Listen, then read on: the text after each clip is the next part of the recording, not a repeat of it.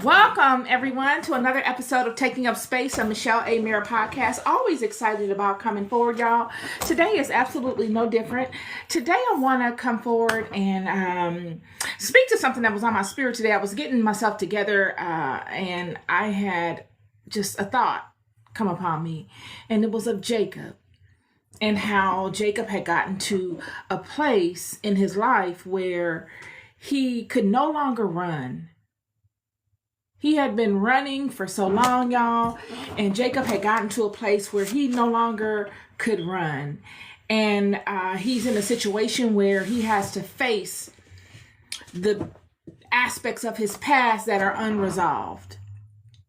And it comes to light in the book of Genesis. And I know tomorrow we're going to be speaking to Genesis. We're on our way through the Bible in search of truths of Jesus. And we will eventually get to this particular chapter, but I don't know. It's on my spirit to speak to today. So this is what I'm going to do. This is what I do. I allow spirit to direct my paths, and I'm just a conduit. So I'm going to be speaking forth from the book of Genesis, chapter 32. And I'm going to read one verse. I'm going to start off with one verse, and that is verse 24. And it says, "And Jacob was left alone, and there wrestled a man with him until the breaking of the day." So, like I said, this situation that's going on with Jacob is a very, it's a culmination of events. All of these players, y'all, a lot of times the players of our lives, the biggest issues we have in our lives are of old, unresolved issues. Stuff that we haven't resolved. And Jacob is a prime example of someone dealing with unresolved issues of his past. Decisions that Jacob made for whatever reason that, rub other people the wrong way. And in Jacob's instance, it's his brother Esau. Esau is Jacob's eldest brother. And Jacob swindled Esau, Jacob and his mother, swindled Esau out of his birthright. They stole it from him. And Esau is legitimately upset. And he has a bone to pick with Jacob.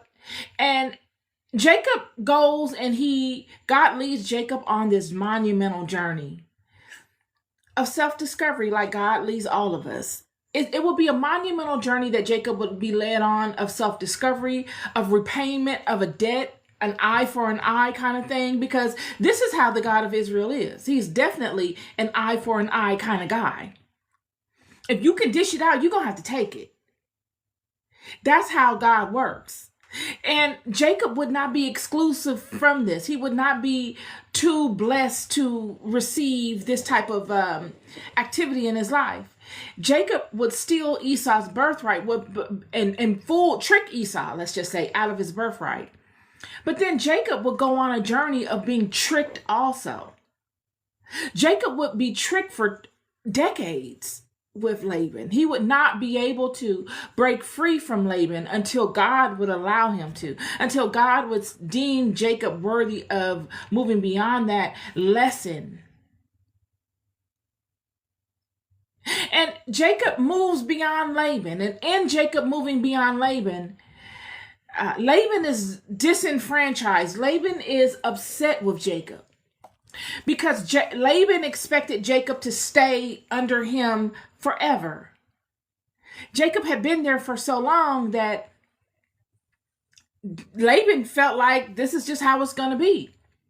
All of my sorcery, all of my trickery, all my stuff that I've been doing to keep him here is going to continue to work. But on one particular day, God tells Jacob it's time to go. And Jacob follows. And all of these things began to transpire between Esau and Jacob because of him leaving Laban. If Jacob was still with Laban, Esau wouldn't be in the picture. Esau was always angry with Jacob. But as time would go on, Esau would move beyond the resentment. Time heals all things, and Esau would become acclimated with what he was doing, and he wouldn't even think of Jacob as often as time would progress. But because Jacob has now left Laban, Laban feels as if he's been shorted by Jacob. Even though there was no agreement that Jacob was going to make that environment his permanent environment. Laban never got the buy-in from Jacob.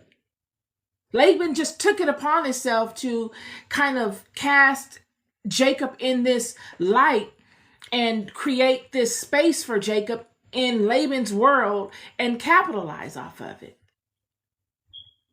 And Jacob moves beyond it. And now Laban seeks out Esau to assist him in making it difficult for Jacob. Laban feels if he not abide under his roof and serve him, then he should not go any further in life, period. He's going to try to stop from moving forward in any direction. Laban in his own mind feels as if Jacob has wronged him, but Jacob hasn't wronged anybody. Jacob is just trying to make his way in life. And because he has an anointing on him, wherever he is blessed. And Laban knows this. Laban knows this more than Jacob in the beginning. And the thing with this Jacob and Laban situation is that Jacob never really complained about it. He would say something initially, and then Laban would make an excuse about it, and Jacob would just go with it.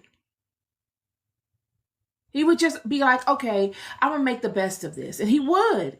He would make the best of a broken situation, a disintegral situation. Jacob would make the best of chaos and confusion and what could potentially be instability. Laban never asked if Jacob was happy.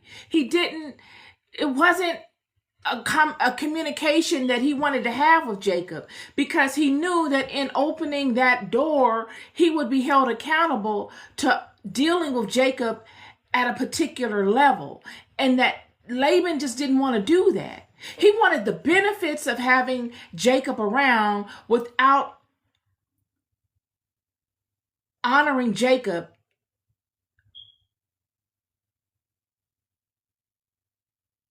as a partner, or even as someone that was bringing some benefit to the table.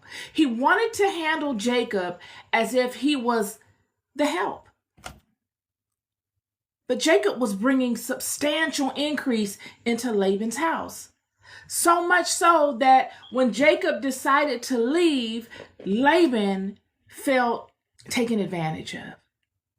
He would use that philosophy as if he were taken advantage of, but he really wasn't. Jacob had been the one that was actually being extremely taken advantage of, extremely disenfranchised.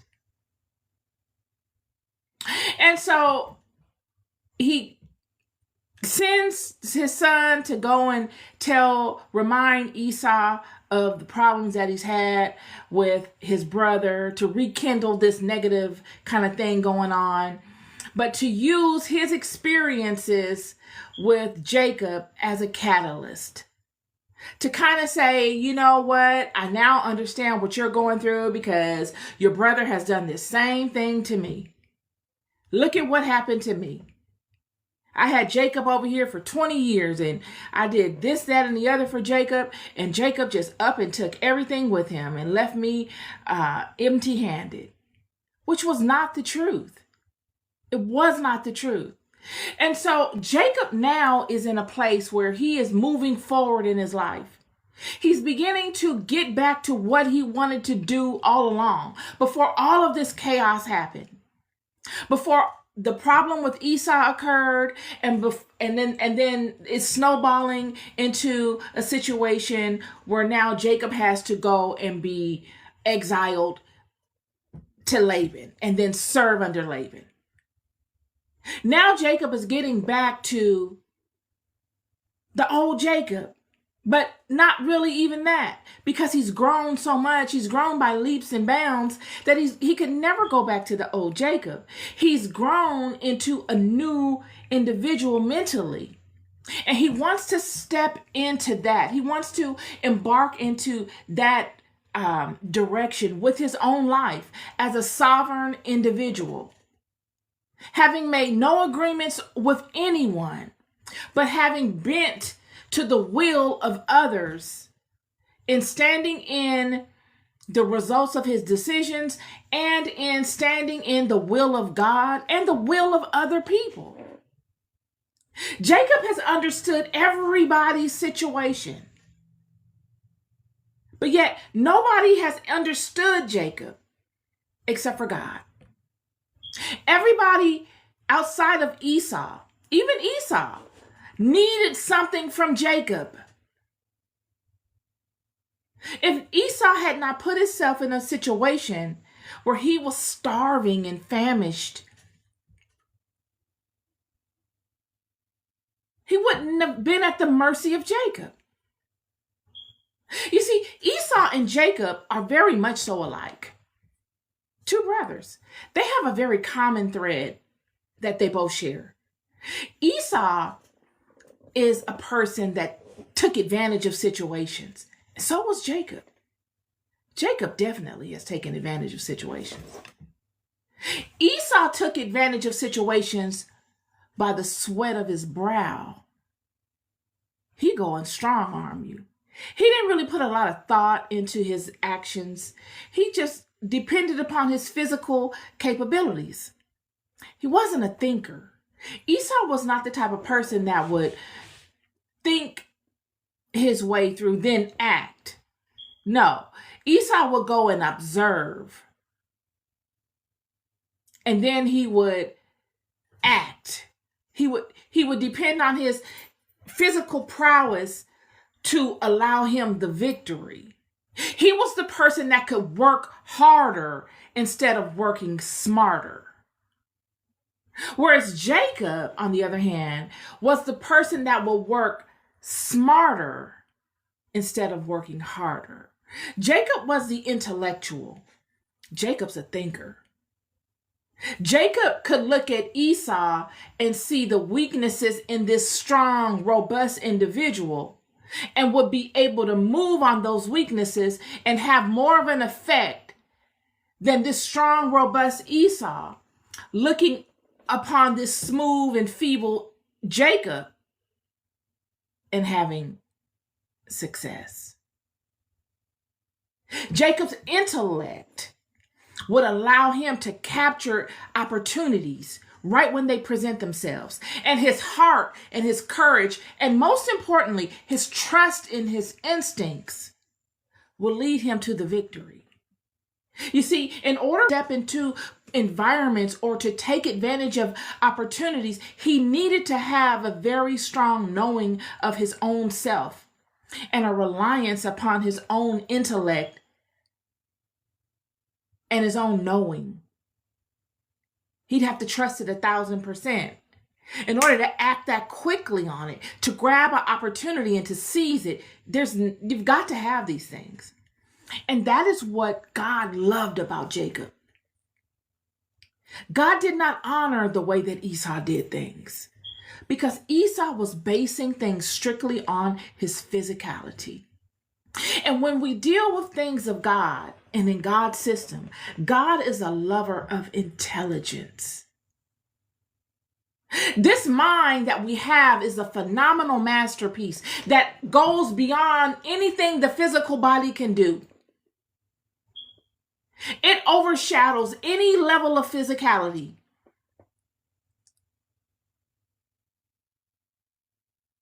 Yet, Esau would depend solely on his physicality.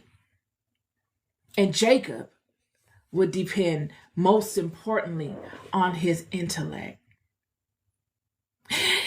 And so Jacob is moving forward on his journey, and he's leaving all of the past behind him. He's trying to get beyond the past, but the past won't go away.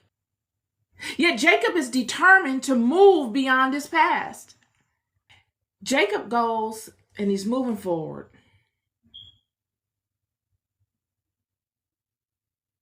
But his past keeps tugging at him. All these shadows, all these shadowy figures are stepping into the light. And they're trying to pull him back. But he keeps moving forward. And he gets a word that he has gotten from messengers that his brother Esau is now coming. Ain't that how things go? You get out of one situation, you're trying to move forward from it, and then you hear of some other situation. Now it's Esau. And Jacob is concerned. And he sends Esau gifts and all this kind of stuff. And then the messengers come back and say, well, Esau's on his way to see you with 400 men. And Jacob begins to think of the worst case scenario. What happens in your life when you're leaving the stuff of the past in the past? When you're looking to grow from your experiences and embark into something new. Jacob couldn't bring the past with him because the past did not want to grow. The past wanted to keep the same dynamic in place that was not conducive to Jacob's overall growth, nor Jacob's overall best interest. The past didn't want to budge. It didn't want to renegotiate. It didn't want to, not even that it negotiated in the beginning, because there was no negotiation, really. There were just lies and trickery and the acceptance of such. Jacob is left, and now he's facing his old stuff again. Here comes Esau. And he begins to imagine the worst. And not only does he imagine, this is what we always do. Things come upon you. Your biggest fears will come upon you. And then you will begin to imagine the worst. And then in your imaginings, you'll begin to take action to fortify yourself, to fortify your kingdom, your belongings against the things of your imagination, just off of a word that your fears could potentially come upon you. Isn't that something? This is what Jacob does. He hears Esau is coming. He imagines the worst. All he knows are enemies. Laban is an enemy at this point. Laban's sons, enemies. Esau, enemy. And they're all on their way, working in tandem with one another. And his biggest fears begin to creep from the shadows into the light.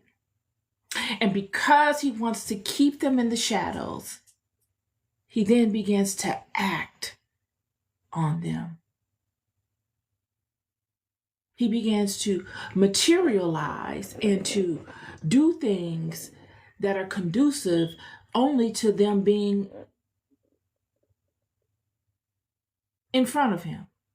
He begins to break up all of his family and all of his group of people and all of his livestock to safeguard them in case Esau comes upon him and attacks him. Then some will be left alive if the worst case scenario jumps off. And then he begins to pray to God and ask God, you led me this far, Father. Please don't forget about me. Don't let Esau come and do these things to us. And that same night, he sent all of his flock outside of his 11 that were with him and his wives and maidservants away, and broke them up into 3 groups and scattered, going in different directions, so that in case the worst case scenario happens, we got some things that were able to be salvaged.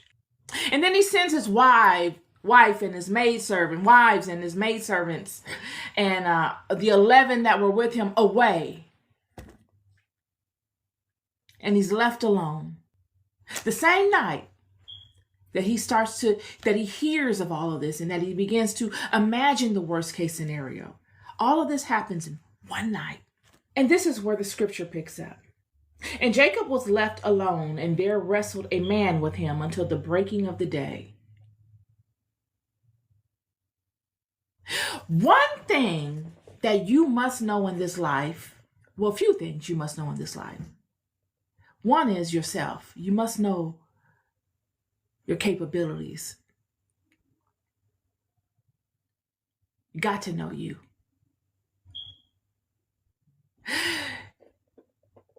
You've got to know you as it relates to your strengths and your weaknesses, surely. But most importantly, you must know your alignment with God. You've got to be able to live a particular way that God cannot question your alignment. That you do not walk in transgression or in doubt or in fear of your alignment, friend. If you're going to be conceited about anything, be conceited about that. And in that way, you're always ready for whatever. Because I'm here to tell you that your alignment with God is your superpower. I posted something on my social media today about God is the only reason you see me on this camera, on your app, on whatever device you're on, is because of the love of God, friend. I'm here to tell you, I'm a walking testament. It is not by me. I'm just a regular person in the world. Many people want me to say, oh, you're not regular. You're not this, you're not that. Friend, I'm nothing without the power of God. I would have befallen every single tactic that the enemy has ever laid before me had it not been the power of God and the Holy Spirit. There's no other word I can give you. I don't even desire to make it about me. I'm here to tell you that it has been the power of God and Him granting me the Holy Spirit over my life that has led me through every hill and every valley of my life. And when I tell you, friend, I don't walk through them barefoot, sometimes without a coat, naked. I have. Alone, but not alone. You've got to know your relationship with God. Not hope, not I think. You've got to know it. The next thing that you must know is how to interpret the movement of God. You've got to be able to trace the hand of God in your life. You must know it. You've got to know God's capabilities. And even though they're so vast that you could never number them, you must be able to trace those capabilities that you have been blessed to see in your life. Because it is within this tracing that you learn the language of God, that you get the rhythm of God and how God moves in your life. God moves in everyone's life differently. You got to know your rhythm and how God moves in your life. Not look in somebody else's life and wonder about their thing and then try to go and be that. You got to be enamored into being you. There's nobody else I'd rather be. Surely there are people that I admire and I look at them and I see them and how they create their LinkedIn profiles and what verbiage they use and how they dress when they speak and all that. That's great. You can do all that. But I'm 10 toes down doing me, friend. All the way. All the way. You've got to know you and love you. And in you knowing and loving you, you know and love God. You've got to know your opponent's capabilities. You got to know it. You've got to know as much as you can about them. Because what we find when Jacob would make the decision to be left alone and to go within,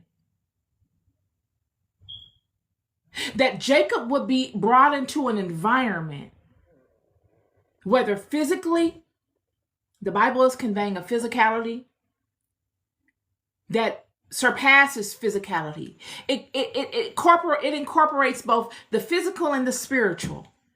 What we're hearing here in the 24th verse of chapter 32 is Jacob was left alone and there wrestled a man with him until the breaking of the day. Some say that this man was an angel. The Bible says a man. But he has a supernatural presence to him. That this wrestling that Jacob has with this man is not just because Jacob wants to prepare to fight Esau. That this man coming forth and wrestling with Jacob is it's a spiritual wrestling. In many spiritual systems, they call forth these spirits and they bind them. They call them forward and they command them to stay and to give their name and to do all these different things outside of what they would normally wish to do. King Solomon did it a lot. When we look at all the grimoires and the Goetic books, we hear of this philosophy of binding spirits. King Solomon was binding demons. Jacob here is binding an angel. Jacob is doing exactly as Esau would do. I told you, they're the same. Esau will go upon you and take your stuff, friend. He was strong. It was nothing to him. Jacob was the same way. Jacob will come upon you and intellectually get after you, outsmart you. But now we see Jacob showing another side of himself. He's still standing in his intellectual prowess because he's chosen a battle that's worthy of a heightened reward. He's not fighting just to be fighting for petty, indifferent nonsense. He's fighting a battle with an angel that can garner him a result that will give him a victory, a spiritual victory. He's using his intellectual prowess to decide which battles to fight. And he's using his physicality to be able to bind this angel to make him tap out and give him what he wants. But he only gets to this place when he has gone the distance with being understanding. Jacob is at the point now, he's saying, I don't understood everybody. I have played the role. I have done the deed. I have been gracious. I've been understanding. I have been taken advantage of. I've been used. I've been tricked. I've been manipulated. I've been disregarded. I've been disrespected. I've been all of it. And I did it all with a smile. I'm done with that. And I'm not going back to that. If you're going to meet me, you're going to meet me in my progression forward. And you're going to have to reintroduce yourself to me in my forward progression, because I'm no longer in that. That was never me anyway. That was a projection that was cast upon me so I could fit into that environment, and that they would be made to feel okay by way of their decisions in fitting me into their stuff. But that was never me. Nobody ever asked me what I wanted. They didn't care. They just wanted me there to fulfill their need and make it so that it worked for them. But now that God has told me to move forward from that, I've learned enough of that. I'm moving forward from Esau. I'm moving forward from Laban. And if I got to wrestle with this man to get me to my tomorrow, then I'm going to have to do it. I can use my intellect, my knowing of myself. I can use my knowing of God, what I've garnered thus far. And I can use my knowledge of what I know of the spiritual realm to wrestle with this angel, because it's too uncomfortable for me to go back there. I can't do it. It was never for me. That was never me. And I'd rather take my chances with wrestling with this angel than to ever go back to that. And that is where Jacob is with this wrestling. He says that he wrestled a man with him, and there wrestled a man with him until the breaking of the day. And when he saw that he prevailed not against him, he touched the hollow of his thigh, and the hollow of Jacob's thigh was out of joint, and he wrestled with him. This man, this angelic being, wrestles with Jacob. And when he saw that he could not overcome Jacob, he used his intellect to hit Jacob at his weakest space. And Jacob still kept wrestling. This man, this entity, wrestles back with Jacob. And because he saw that he was not getting the upper hand with Jacob, he hits Jacob at his weakest spot. Jacob knows himself. He knows this is a weak spot. But because he needed it, there was nowhere to go but forward. And forward means I got to see you. I cannot let go. I can't. When a thing knows that it can't prevail against you, it will hit you at your weakest spot. We see this with Jacob, with Laban. Laban knew he couldn't prevail against Jacob. When the enemy knows that he cannot prevail against you, he will hit you at your weakest spot. Laban knew Esau was Jacob's weakest spot. Laban knew Esau was Jacob's fear. Laban knew Esau was what drove Jacob to him. Laban probably knew that Jacob in Esau's story better than Jacob. He knew that was Jacob's weakness. They'll hit you at your weakest spot. The angel wrestling with Jacob sees that he cannot prevail. He tries to hit him at his weakest spot. Yet Jacob said, I don't care. I'm not tapping out. Jacob still wrestled with him. And the angel says, let me go, for the day breaketh. And he said, I will not let thee go except thou bless me. This is the shining spot where Jacob shines like the sun. Jacob now knows. See, the enemy will hit you at your weakest spot because he knows something you don't know, or he thinks you don't know.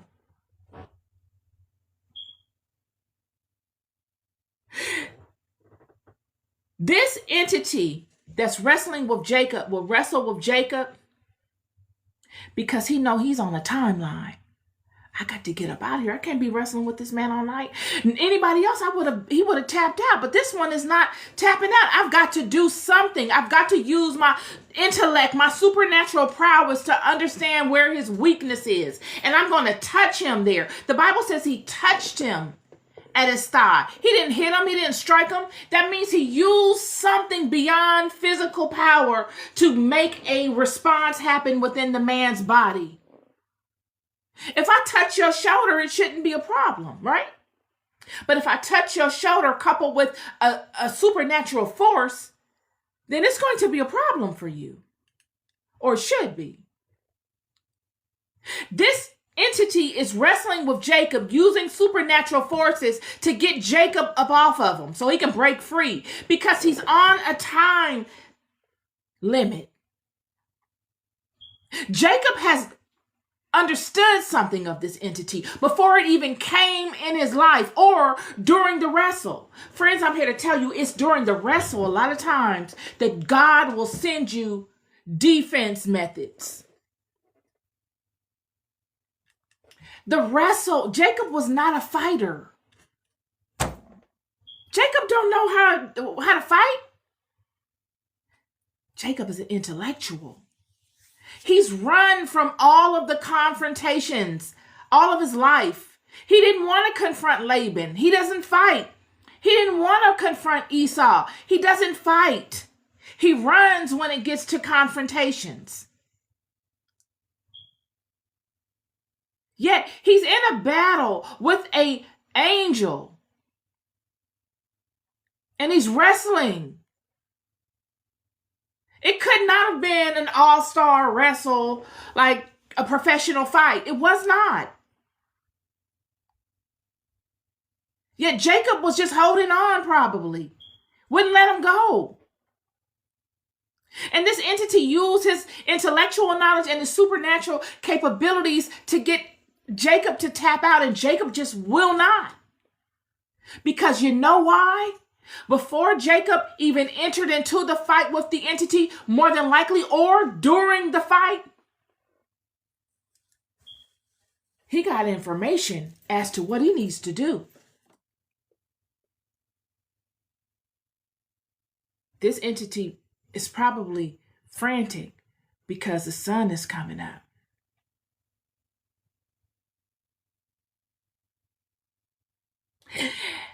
In fact, this entity tells Jacob his weakness.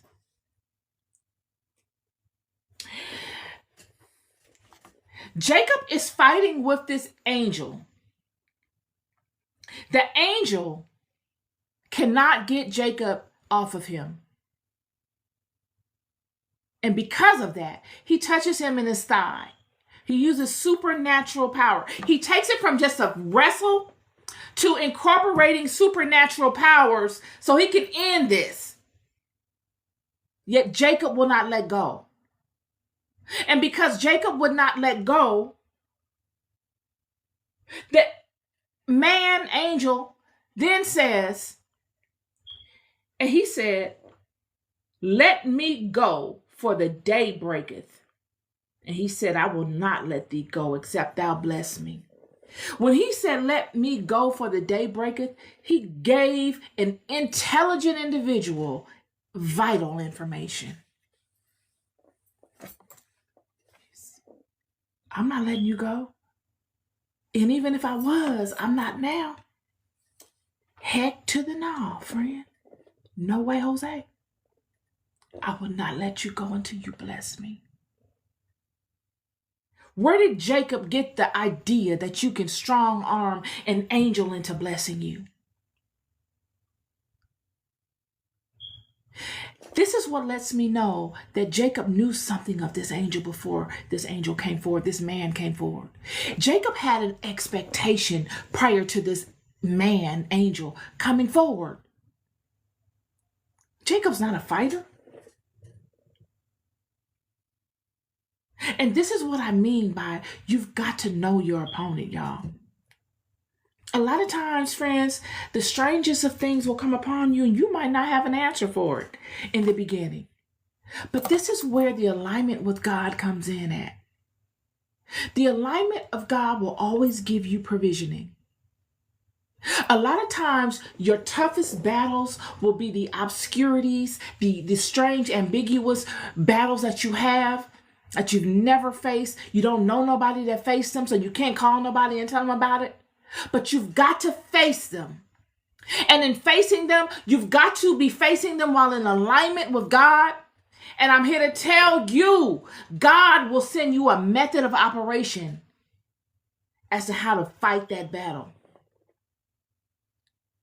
Your weaponry, the tactics, the war tactics that you will use to get you through that battle safe will come to you while you are in the battle. They're not stacked up in a book somewhere.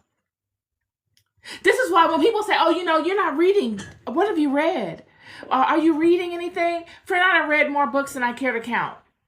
I'm 52 years old. I done read a lot. I've read so much that at this state in my life, I've come to know, and there's nothing wrong with reading. I've written a phenomenal book. I encourage you to read it. There's nothing wrong with reading, but you're reading somebody else's perspective. God didn't write that. Somebody else wrote that as they potentially were working through God or through someone else or just through their own intellect. You're listening to somebody else's perspective. When do you get to a point where you have spiritual perspectives that lead you? Jacob is in a battle, a make or break battle. There's no book that's going to solve Jacob's problems. Jacob needs to be in this battle and leaning totally on the Spirit of God. And in him leaning on the Spirit of God, God can use Jacob as his avatar and download to Jacob all the methods of operation that Jacob needs to get through this fight victoriously. That's the book that Jacob needs. And that's the book many of you need.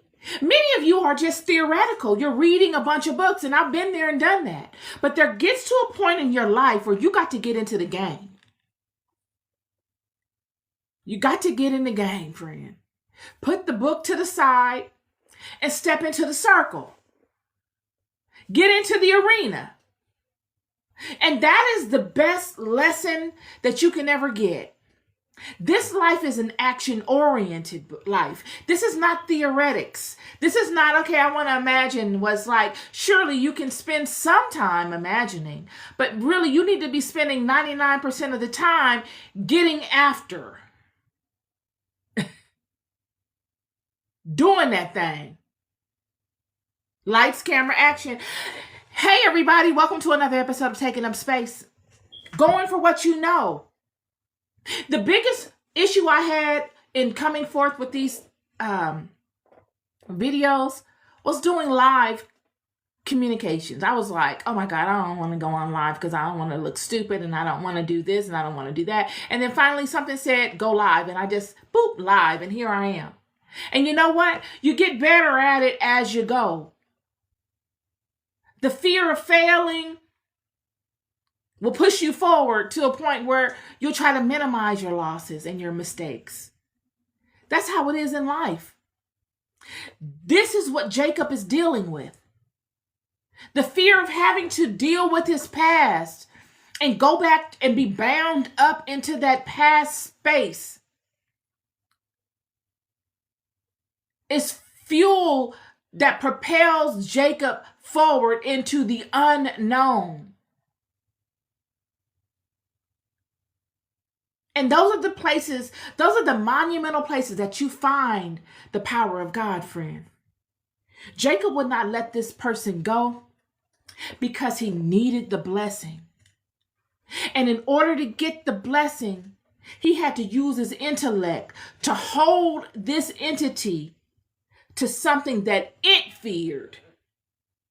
And it fearing would force it to bless Jacob so that it could go its own way.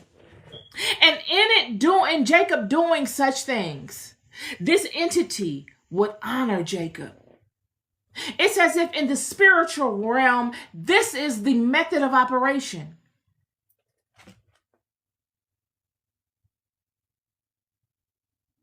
And he said unto him, what is thy name? And he said, Jacob. And he said, thy name shall be called no more Jacob, but Israel. For as a prince hast thou power with God and with men, and hast prevailed. Hallelujah. He says, you have tangled with me in a way that only princes do. You have ascended to a certain level of knowing. You have ascended to a certain level of audacity, spiritual prowess that only a prince that has power with God and with man has, and you have prevailed. Friend, it is in those spaces where you are confronted with things where you are confronted with closed doors. Jacob is between a closed door and another door. They're both closed. This closed door of his past, he does not want to go back to. There's no way he can go back. If he does, it's to his detriment. Esau is coming in. He got the worst case scenario on his mind. Unalivement. Laban wants to use him. And if he goes back to Laban, it will be ridicule amongst his wives, and he will be treated terribly with Laban. He'll never come from up under it. It's all or nothing. And so Jacob is forced to stand in the truth of his life. He's saying, I got to stand in the truth of my existence. This is my life. And if I've got to see this angel in the physical reality, I've got to see this angel in the physical reality. Because if I don't see this angel in this reality, I'm going to see him in the thereafter. This is it. And as he wrestles with the angel, he learns things along the way that he needs to do to win the fight. I promise you that it is in the fight that you learn the methods of how to overcome your opponent. You do not learn the lessons by reading it in somebody else's book. You do not learn the lessons by listening to it from somebody else. You learn the lesson by getting in it, not fake getting in it, not going out looking for stuff, but living your life organically and leaning in on your relationship with God, getting that right. If you got nothing else going on, you need to have that. That's your number one. That surpasses every relationship in your life. It is supposed to. I don't care what is going on. I don't care how much you love whoever or whatever. You've got to love God more than you love anything in your life. You got to. Because it is the fountain from which all things flow. It is the fountain. If you love anything in your life more than you love God, God will remove it. God will not have any competition. He's a jealous God. You've got to love it. You've got to love God with all your heart, with all your mind, and with all your soul. You've got to. So that when you find yourself in these situations, the answers will come. You don't have to have experience in that vertical. You don't have to know how to do that. You just need to go about it and do it. Jump in it and get it done. And God will show you what you need to know while you're in it in real time. This is a real time God. This is not a philosophical God. This is not a pie in the sky. This is action. God is action. God is about that activity, friend. But he's about the activity that is intelligent. We see this with David. David moving in the way he did with Saul. He was a strong man. He's a warrior. He had heart. He had courage. But most importantly, what? He was intelligent. He was able to control himself. He had intelligences. He was a thinker. And you being a thinker coupled with courage and heart and abilities makes you formidable, useful in God's kingdom, because this is what God creates. This is my word for you today.